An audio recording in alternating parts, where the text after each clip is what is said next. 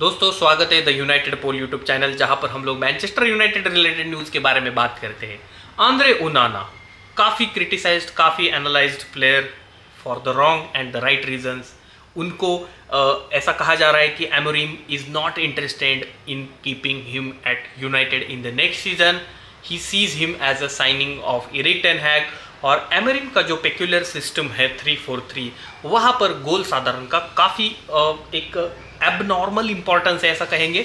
और जिस चीज़ को लेके he wants his own goalkeeper to be there, he wants the goalkeeper whom he can trust. और आपने देखा ही होगा, जब हम लोग ओनाना को साइन कर रहे थे उस टाइम पे डेविड दहिया हम लोगों का गोलकीपर था। उनको हमने भाई वैकेशन पे भेजा समर के कि भाई चलो अभी जाओ, बाद में आओगे, आपका कॉन्ट्रैक्ट रिन्यू करेंगे करके। Meanwhile Erik ten Hag and United hierarchy decided to go for Andre Onana. और ओनाना के बाद उनको हमने फ़ोन किया डेविड दहिया भाई को कि भाई अभी आप वापस मत आओ, आप अपना कॉन्ट्रैक्ट जो है किसी क्लब के साथ साइन करो करके। तो legend of the club David Dahiya treated badly. उसके बाद हमने ओनाना को साइन किया एंड ओनाना भाई क्या स्ट्रगल देखा हमने पहले सीजन, सेकंड सीजन में भी वो स्ट्रगल कैरी करा गया, जहाँ पर हमने देखा ओनाना का बॉल डिस्ट्रीब्यूशन जिसके लिए हमने उनको साइन किया था, it is not up to mark. की डिस्ट्रीब्यूशन जब भी हम उनका देखते हैं, that long ball to Hojlund, Zirkzee या फिर जो विंगर रहेगा रैशफोर्ड था पहले, तो उनके लिए वो वर्क नहीं हो पा रहा था। अपोजिशन बॉल जो है वो छीन ले रही थी, उनके पासेस कंप्लीट नहीं होने दे रही थी। At the same time goal के सामने उनका जो शॉट स्टॉपिंग एबिलिटी है उसको भी काफ़ी क्रिटिसाइज किया गया, for the right reason I would say, क्योंकि उनका जो परफॉर्मेंस है बिटवीन द स्टिक्स इतना बढ़िया नहीं रहा है। काफ़ी इजी गोल्स जो है उन्होंने कंसीड किए हैं और कभी कभी ऐसा लगा है कि उनका पोजिशनल सेंस जो है गोल के सामने, जैसे कि आप अभी नियर पोस्ट से आपके स्ट्राइकर आ रहा है सामने, तो नियर पोस्ट आपको 100% गाइड करना चाहिए। Far post you can stretch and try to save that thing, लेकिन वो कभी कभी नियर पोस्ट में भी बीट हो जाते हैं। तो ये उनका पोजिशनल सेंस काफ़ी ज़्यादा मुझे वरिंग लगा है। शॉट स्टॉपिंग एबिलिटी काफ़ी वरिंग लगी है। He does not look comfortable at all. भाई वो काफ़ी ज़्यादा इनकन्सिस्टेंट है।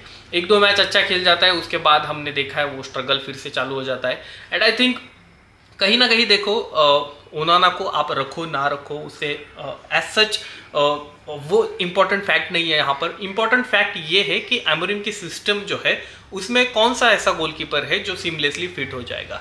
And you know with this modern football playing styles, modern football managers being coming to the surface, और उन लोगों का खुद का एक पेक्यूलर चीज़ रहती है सिस्टम में, जहाँ पर गोलकीपर को वो as a fifth player in the defence की तरीके से देखते हैं। हमने देखा है एलिसन एट लिवरपूल, हमने देखा है एडरसन एट सिटी, उसके बाद कभी कभी कोर्टोआ एट रियल मैड्रिड। तो ये जो गोलकीपर है वो काफ़ी एग्रेसिवली सामने आके आपके सेंटर बैक के साथ एक फुटबॉलिंग जो है वहाँ पर परफॉर्मेंस दिखाते हैं। Now goalkeeper is not just about stopping the shots, it is about being able to play the ball from the back, being able to have that composure on the ball when you have opposition players pressing you from all the direction, but you maintain your calm in that situation. तो as far as I am concerned, Onana के बारे में ये calmness, ये composer की चीज़ मैं comfortably नहीं कर पाऊंगा, क्योंकि हमने जो साइंस देखे हैं अभी तक दे आर क्वाइट वरिंग। तो मुझे लगता है ये जो है डिसीजन अगर ये लेता है इनियोस एमोरिम कि भाई हम लोगों को दूसरा गोलकीपर साइन करना है करके, तो आई think it would be a welcome move. देखो यहाँ पर मैं नॉर्मली किसी प्लेयर को स्ट्रेट अवे क्रिटिसाइज नहीं करता हूँ, लेकिन वी आर यार 15वें नंबर पे हम लोग, और इस पोजीशन में हम लोगों को अगर यहाँ से बाहर निकालना है तो हमें कुछ बोल्ड डिसीजंस लेने होंगे in the coming summer transfer window.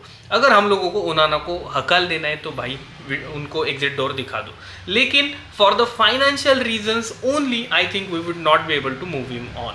क्योंकि उनको अगर मूव करना है तो यार हम लोगों को 30-40 मिलियन एटलीस्ट डिमांड करेगा यूनाइटेड। उसके बाद उनके वेजेस भी ज़्यादा होंगे। उसके बाद कौन सा अल्टरनेटिव गोलकीपर हम लोग वहाँ पर लाएंगे, वो भी एक काफ़ी ज़्यादा इंपॉर्टेंट सवाल बन जाता है कि भाई कोस्टा अगर आप सोचोगे हम पुर्तगाल से उनको लाएंगे यहाँ पर, he would cost you around 50-60 million के आसपास, या फिर 40-60 के बीच में वो उसका कॉस्ट जाएगा। लेकिन knowing the current financial struggles at United, मुझे नहीं लगता है हम लोग इस प्रकार के साइनिंग्स अभी देखेंगे ज़्यादा। मुझे लगता है we would see more like Heaven, more like Chido Obi, more like Leone.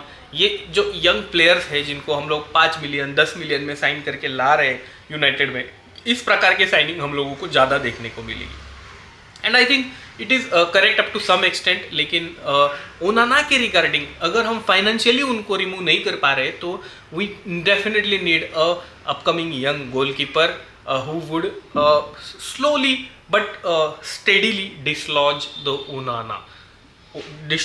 Onanas of this world। जिस चीज़ को लेके जो है उनका फर्स्ट टीम में से हम उनको बाहर करेंगे और बाद में उनको जो है मूव आउट कर देंगे। ये सीमलेस ट्रांजिशन अगर हम लोगों को देखने को मिलेगा तो it would be better for us. आप क्या सोचते हो ओनाना के बारे में दोस्तों, कमेंट बॉक्स में लिखना मत भूलना। And again welcome to this channel, welcome to this forum, जहाँ पर हम लोग जो है यूनाइटेड के बारे में बातें करते हैं चिल तरीके से, सिंपल तरीके से। आपको अगर ये कंटेंट, इस प्रकार की चीज़ें पसंद है तो चैनल को सपोर्ट करना मत भूलना दोस्तों। Looking forward to meet you again. आज के लिए इतना ही, बाय बाय, टेक केयर।